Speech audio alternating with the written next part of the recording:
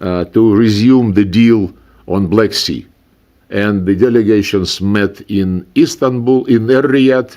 The delegations exchanged the views how this can be implemented in practical terms, and the proposals made by Russia are being considered by the United States. There are many other examples about confidence-building measure, but if you believe that it's only Ukraine who is interested in confidence-building, I think a short answer would be this is an illusion. Do you take President Trump at his word when he says if Russia is unable to make a deal on ending the bloodshed in Ukraine, he'll put secondary tariffs, I think he means sanctions there, on oil coming out of Russia? Or do you think that at this point, the relationship between Russia and America has been rebuilt and that won't happen? Well, I cannot comment on what you think President Trump meant when he said something.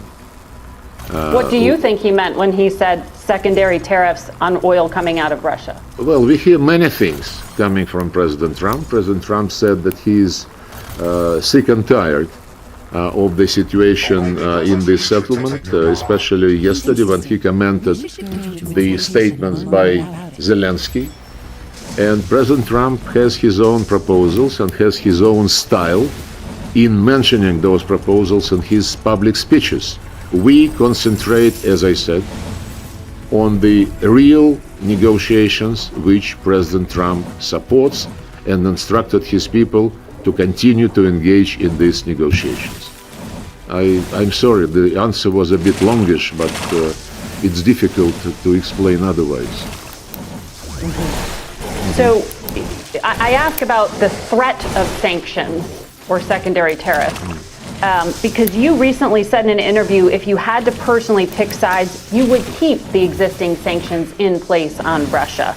You said you've restructured the economy to be self-sufficient, and there is a growing fear that, quote, cunning Americans will lift sanctions all of a sudden to flood our market with services and technologies. So if that's the case, why should the United States consider lifting sanctions at all? Why do you ask me? You just quoted my statement, and this statement is clear for me and clear to all those who read it. If you have questions to the American side, how they treat the situation, it is not the right address to